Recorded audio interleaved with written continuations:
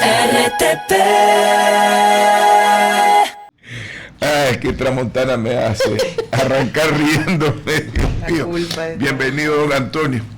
¿De qué hablamos? De política contemporánea, del Medio Oriente. Con él podemos hablar de todo.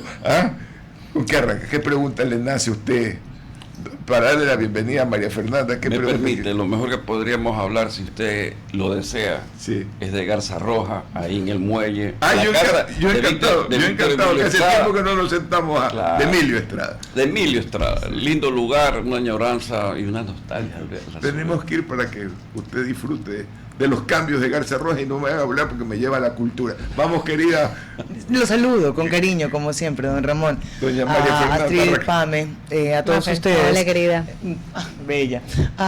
¿Cómo está, Antonio? Bienvenido a la mañana en RTP. Feliz y contento de estar aquí rodeado de tanta belleza. No, usted dijo hace un rato que estaba listo para el paredón, así que no me diga que no. Digo así. Es que un paredón está repleto de belleza en este caso. Entonces, veo la belleza y después ya disparen, pues otra cosa. ¿Qué puedo hacer? Primero, el análisis que usted va a hacer ahora es con carga ideológica, o vamos a hablar solamente de números y de lo que la coyuntura le dice. A ver, ¿qué habla el experto en elecciones? Ok, se han tirado, comienzo por dos encuestas que se han lanzado, dos o tres que se han lanzado, contradictorias en sus cifras de lo que vemos en la medición de la valoración del gobierno del presidente Daniel Noboa. ¿Cuál cree usted que refleja un poco mejor la realidad que está en el llamado territorio? Invocando la poesía de aquí, de don Ramón, que siempre me ha gustado. Hay uno que dentro de la poesía suena a farsante por su apellido, pero no lo vamos a citar. Ese, excluyámoslo. Okay. Vamos al de el que yo considero, por respeto a ella, de la doña Tatiana Larrea Oña, si no me llevo a equivocar. Me parece que está dentro del orden de lo que puede ser la lectura de los números, no del tarot, sino de los números. Y yo diría que lo que dije también donde el señor, en el programa del señor Verás, mi feeling, sin encuestar, mi feeling, 33 más menos 3, siendo generoso. Respuesta. ¿Le gustan los números? Usted es matemático. No, hoy día deje la PAM que está en la otra esquina, que desarrolle un saludo para don Sebastián Díaz, nuestro querido compañero, ex compañero, pero siempre en la compañía nuestra. Adelante, querida PAM. Antonio, un gusto conversar con usted en RTP. Bueno, continuando con lo que decía Maffer, hubo una encuesta hace poco del CIES de 820 casos, en donde se habla de un nivel de desconfianza del 70% del presidente de la República. Por supuesto, no es extrapolable la variable de aprobación de gestión con intención de voto, pero en un contexto en donde, por ejemplo, Bloomberg sacó una nota hace poco sobre el presidente de la República, ayer me parece, en donde ya distintas esferas del sistema democrático ya comienzan a aparecer como blancos sucesivos y claros para el gobierno central. Es decir, primero partidos políticos, sistema judicial, medios de comunicación, control institucional desde distintos espacios de poder. Entonces, la pregunta es, estamos frente tal vez a una estrategia que pueda ser deliberada, pero que concentre poder, porque tal vez de manera popular es mucho más difícil concentrar confianza, entonces lo tengo que hacer autocráticamente. Yo creo que su pregunta, usted mismo la respondió al final, pero yo le voy a añadir los ingredientes que faltan. A ver, el 12 de octubre del año pasado, si ustedes revisan las manifestaciones en la calle, en la ciudad capital, que gracias al clima llovió, usted no va a encontrar clase popular en esas caras gritando lo que gritaron. ¿No se dieron cuenta? Yo sí me di cuenta, antes del 16 de noviembre, ¡pum! 4-0. Me hubiera gustado que sea 5-0 como el partido de Barcelona con MLE, que fue 5-0. Hoy, lo repito para que, ya lo he dicho, a veces es bueno, como lo haber hecho él, el señor Ramón Suneholder y el suscrito. Tomar consomé concentrado de avispa tierna sirve. Y le voy a decir por qué.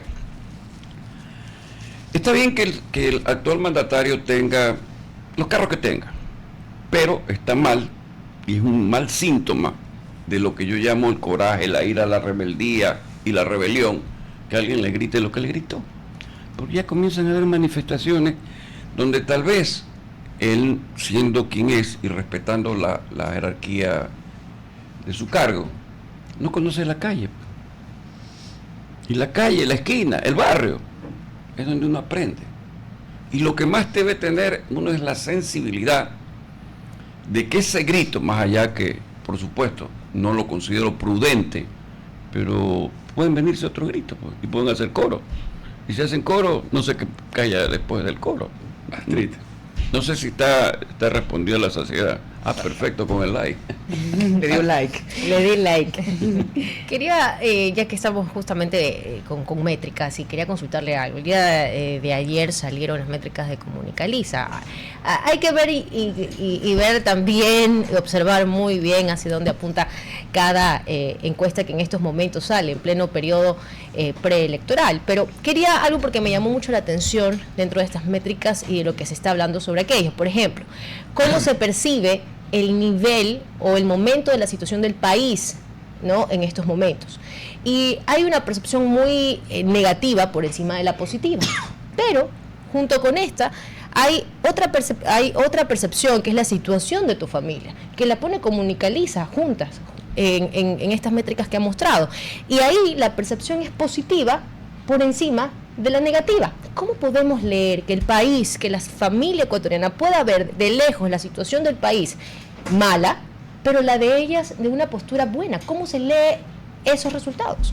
Se lee con la experiencia, y les voy a responder por experiencia. Algún momento hice esa encuestas, esa pregunta. Cuando usted le pregunta al ciudadano sobre el país, la respuesta es menor. Sobre el caso de seguridad y todo lo que tiene que ver con esperanza. Luego le pregunta sobre la ciudad, sube la desesperanza. Pero luego cuando le pregunta por la familia, crece totalmente hacia arriba. Sí, lo que usted me indica, que es una lectura que no concuerda, ¿verdad? Debe ser que, aparte de que la poesía con el Señor debe ser bíscopo, es la única manera de saber que las cosas se presentan en números que no son acordes a una realidad. Y eso sí se puede demostrar ampliamente, pues es lo divertido.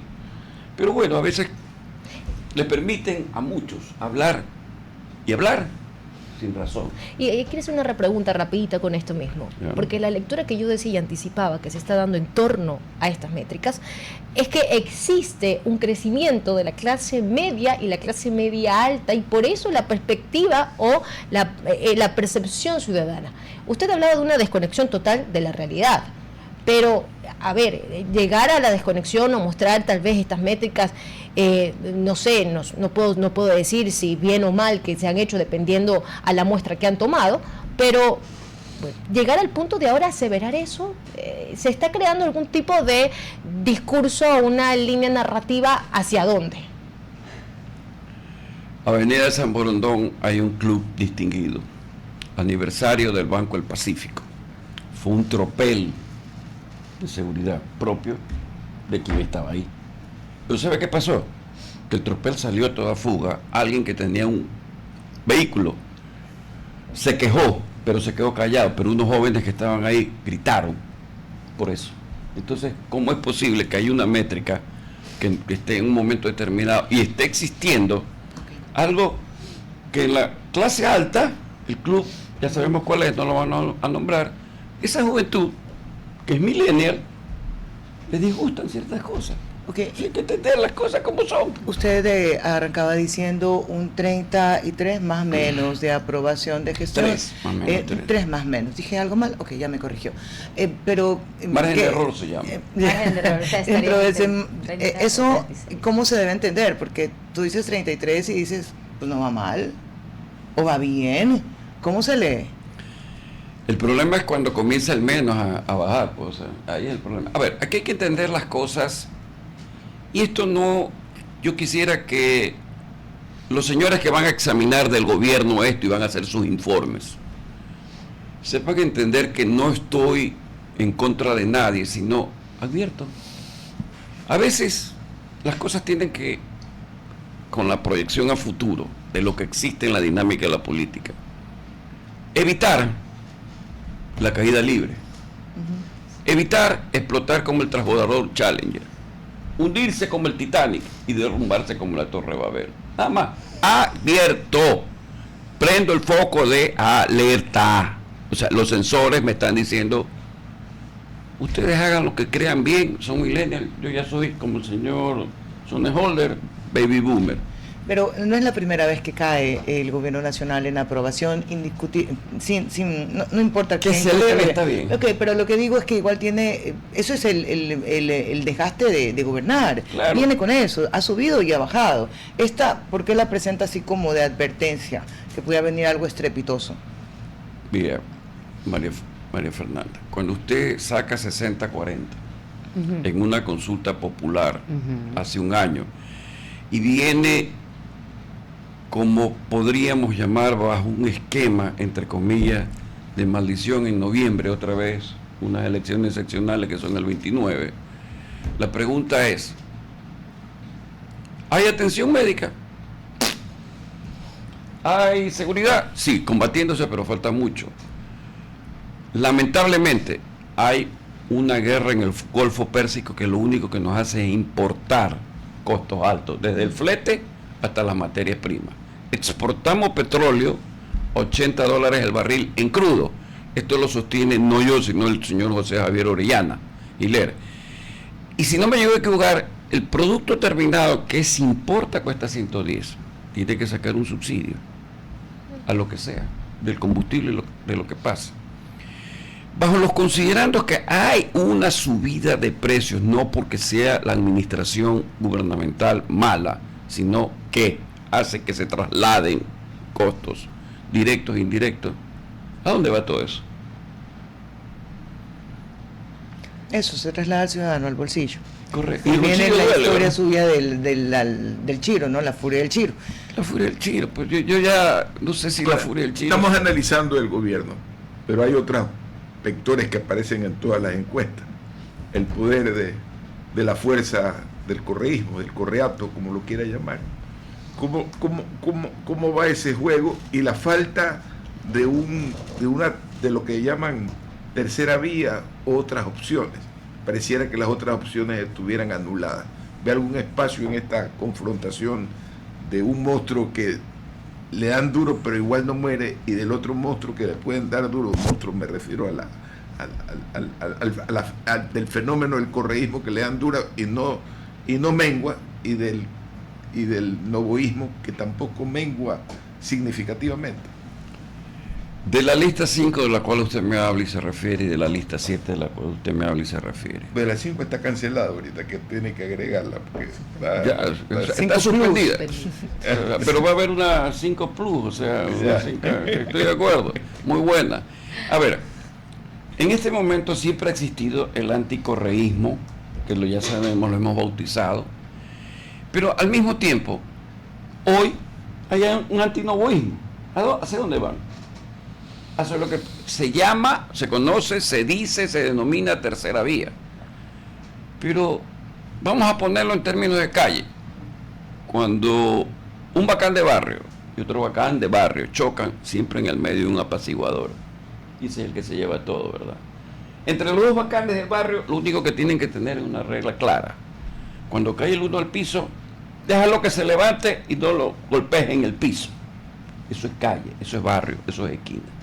Soy claro en su respuesta, no sé. Me falta a mí una parte, si puede. O sea, él ya no pregunta a usted. Se comunicó con Bluetooth. Ya. No, míreme, ya, ok, sí. Entonces ya sabemos cuáles son los bacanes del barrio, le está diciendo no lo patees en el piso, deja que siga la pelea. Pero dijo que había un apaciguador en el centro que pudiera ser eventualmente esa tercera vía. ¿Quién es ese apaciguador? No lo sé, puede surgir una corriente, o sea, mire, yo he hecho mi solicitud para entrar al oráculo de Delfos, para por lo menos ser aspirante a Nostradamus, pero me la han rechazado. No le puedo dar nombres, sí le puedo decir que tal vez en localidades surja esa tercera vía. O sea, es clarísimo, es seccionales. Ya, sin que se ponga tan dramático con el oráculo y todo eso, pero usted lee la política y no la lee en el momento, sino que es de avanzada. Así que ha visto sí, no me diga, si usted anticipó las dos preguntas en negativo para el gobierno nacional, cuando todos decían que era un 4-0 a favor, ¿qué ve en ese medio? En ese medio al que usted es mediador, al que usted se ha referido.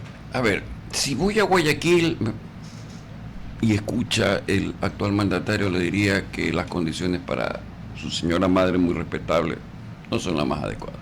Coincido. O sea, la atención médica, no quisiera ni hablar ni mencionarle, más bien quisiera unirme a muchas voces de protesta, que se solucione si quiero. Entonces, ¿cómo puede usted, dentro de una lógica, a no ser que haya genios, que no los conozco, ¿verdad? Y en la genialidad, los genios son anormales en cierta forma. Yo, como soy normal, no puedo decir quién puede ganar, ¿verdad? Pero le diría, ella no. La pelea, o sea, aquí hay dos cosas que tenemos que entender. Guayaquil y Quito tienen un peso en lo nacional. Y en Guayaquil yo he dado nombres que serían unas muy buenas postulantes, pero ya no las vamos a citar. Ok. Sí observé, y hay algo que me pareció digno de rescatar, o sea, entre las dos figuras que he mencionado, que son una que es sangre de su sangre y otra distinguida dama que participó en la administración pública del abogado Nebot, vi el día, porque tengo que decir lo que vi el día que estaban en primera fila distinguidos personajes a la convocatoria del abogado Nebot. Y había uno que me llamó la atención, el señor Alarcón de Tony, creo que... Sí, cierto es. Y ahí está, atrás de él, su respetable y distinguida hija, María Gloria Cornejo, que estuvo en la Cámara de Comercio. Entonces, como a veces uno tiene que leer rápido, ¿verdad? E ir a la velocidad del sonido, no a la velocidad, no, ir a la velocidad de la luz, corrido, no al sonido. Uno dice, ahí está algo, como dicen en el barrio, tapiñado, que no se lee. Entonces sería, para la ciudad de Guayaquil, no es que digo que están mal las cosas actuales, sino que las pongo en un contexto. Hay 4 cosas que debemos distinguir para la alcaldía de Guayaquil. Una cosa es el postulante, el personaje, otra cosa es el alcalde de Guayaquil, otra cosa es la muy ilustre municipalidad de Guayaquil, y otra cosa son Guayaquil y los guayaquileños como tal que hacen todo esto. Cada uno son una mesa que tiene las 4 patas que he citado. Cuando usted tiene 3 patas, ¿qué pasa? La estabilidad es 75%. Cuando tiene 2 patas, la estabilidad es 50%. Y cuando tiene una sola pata, su estabilidad baja al 25%. Creo que todos son pensantes, contribuyo a que cada uno se dé cuenta a dónde quiero yo llegar. Y esa pata, o esas patas de la mesa, se aplica al gobierno local y al gobierno nacional. ¿Ya? Clarísimo, ¿verdad? Astrid. Con esto, la penúltima pregunta. Con eso también quería consultarle, ya que estamos hablando... ¿Quién remata? ¿Usted? Yo. Allá. Con esto... Le dije que era un asesinato que le iban a hacer. Usted lo ha dominado. Conoce lo femenino, entonces la tiene calmada. Perdón, por gusto. Estamos coludidos, es diferente. Con eso que ha mencionado y esta lectura hacia la candidatura para Guayaquil, quisiera ampliarlo al país. A ver, hemos visto que el país ha tenido alcaldes con una votación bajísima, ¿no? En muchas casas hasta menor al 30%. Hemos tenido alcaldes con votaciones bajas, hemos tenido alcaldes que han sido una sorpresa, y siempre voy a mencionar esto porque es el caso que más seguí, el de Pedro Palacios en Cuenca, que le ganó incluso al mismo alcalde que iba a la reelección con muy buenos números, y por muchos podrán decir, tiene otra mística Cuenca, pero en fin, es algo que nadie se lo esperaba dentro de un periodo electoral.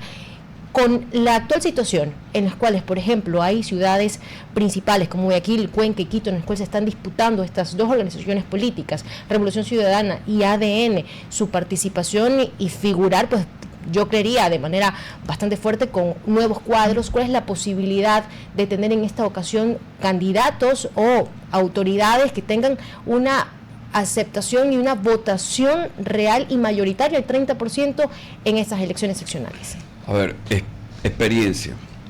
Muy bien la pregunta. Espero que el remate sea de lo mejor. ¿Ya? Mire, en algún momento Cuenca, Azuay, hice la campaña del señor Paul Carrasco. tuvimos que enfrentarnos a una reelección que no es nada fácil.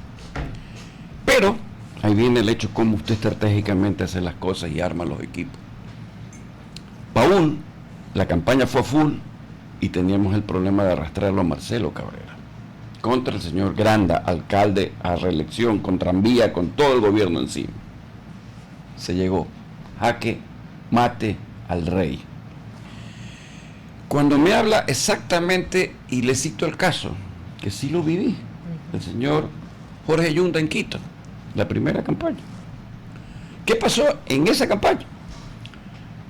Jorge no creía en la encuesta que yo hice que él ganaba, pero cuando la hice no contábamos que Alianza País de esa época ponía a la señora Maldonado, si no me llego a equivocar, y ganó con el 24. Reflexión, bases, estructuras y militancia a veces a usted lo hacen desequilibrar y no se logra lo que usted muy bien cita. Vamos al ejemplo de mayoría en elección. 60% siempre el abogado Nebot era reelecto en Guayaquil. Después de que se le ganó al gobierno de esa época en la consulta por algo extraordinario que se hizo con ese referéndum, Jaime José Nebot pasó de 60 a 69. Comenzó a comer el famoso consomé concentrado a avispa tierna. Entonces, del 69 de intención de voto, usted puede darse cuenta con estos 3 ejemplos cuál es la magnitud muchas veces del personaje, del partido, del momento. O sea, hay varias cosas que usted tiene que leer rápidamente y eso lo hacen un todo al final de cuentas.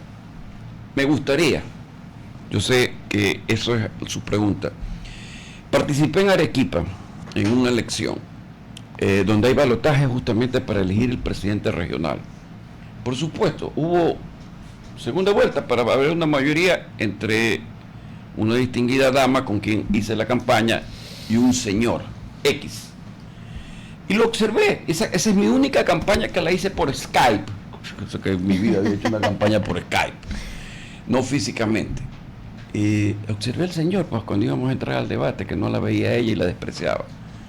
Se recuerda aquella frase que algunos hemos vivido en la historia del Ecuador: mírame a los ojos, le dije, aplícale, ¡pum!, ganó. Así de sencillo. Para mí, ¿qué decide una campaña más allá que tenga la estrategia, los recursos? Lo he dicho, y lo he dicho en Radio Centro en su momento. El debate todo. El mismo debate con el cual surgió el actual mandatario. Entonces, puedo estar perdiendo la campaña, pero en un debate me la juego al todo por el todo. Doña, la última pregunta. Ciérrela porque aspira a que cierre con espada. Yo quisiera preguntarle... Sí, ¿qué me queda de mí, pues? No, yo quisiera preguntarle por la situación de Guayas específicamente, considerando que Guayas tiene una relación anómala ahorita con la condición de mandato. Durán, un alcalde que no está presente, al menos de manera física.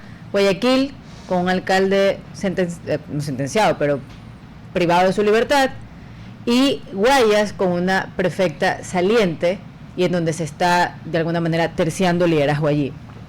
¿De qué manera se puede entender que una provincia de allí puedan emerger liderazgos que tengan legitimidad de mandato? Sobre todo porque lo que hemos visto, y estoy estudiando un poco las elecciones del 2004 hasta ahora, la legitimidad de origen con las que empiezan los mandatos es muy poca. Por ejemplo, Cuenca 18.58%, Quito 20%. ¿De qué manera se puede hacer una relación de esas victorias con un mandato que empieza con una legitimidad muy baja de origen? Sobre todo con lo que pasa en Guayas. Lamentablemente, las leyes impiden lo que usted muy bien pregunta. No solamente es legal la existencia de esa votación, sino que debe ser legítima y se legitima así. Y en particular yo le digo, en Durán, donde hay un problema, lo menos que puedo esperar es que el señor Jan Topic o vaya por el río como anfibio o caiga en paracaídas para decir aquí estoy. O sea, ha hablado tanto que lo único que espero es que sea candidato, de verdad. Claro. En Guayas, sí, el abogado Marcela Guiñaga se ha tenido que retirar por razones que solo ella conoce dentro de la realidad. Pero Guayas tiene una particularidad. O sea, usted tiene que arrastrar a todos los alcaldes de la provincia. Y Guayaquil. Y empujarse con Guayaquil. Ajá. Y empujarse con Guayaquil. Guayaquil solamente es para los guayaquileños en los distritos que están.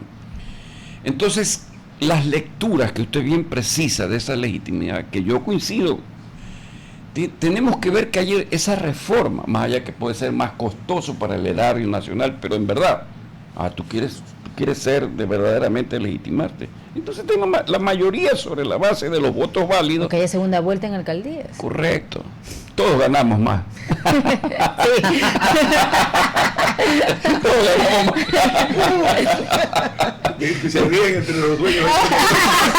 Todos ganamos más, estamos todos aquí. Yo no entro en ese juego. No, sí. ¿Por dónde? Porque se amplía la propaganda, la pauta. Pero yo no soy dueño de esta radio.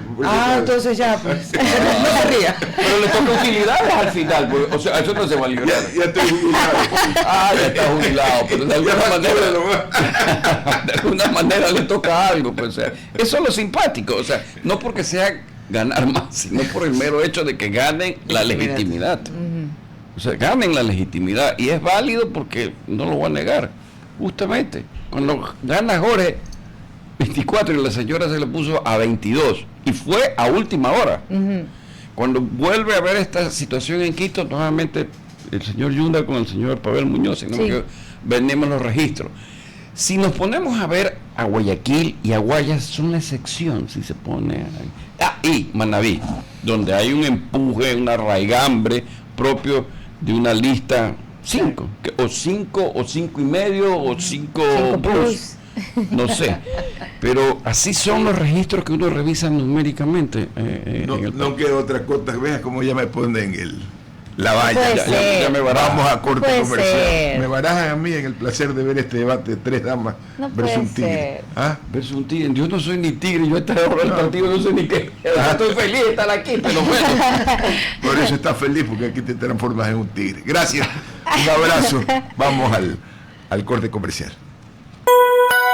RTP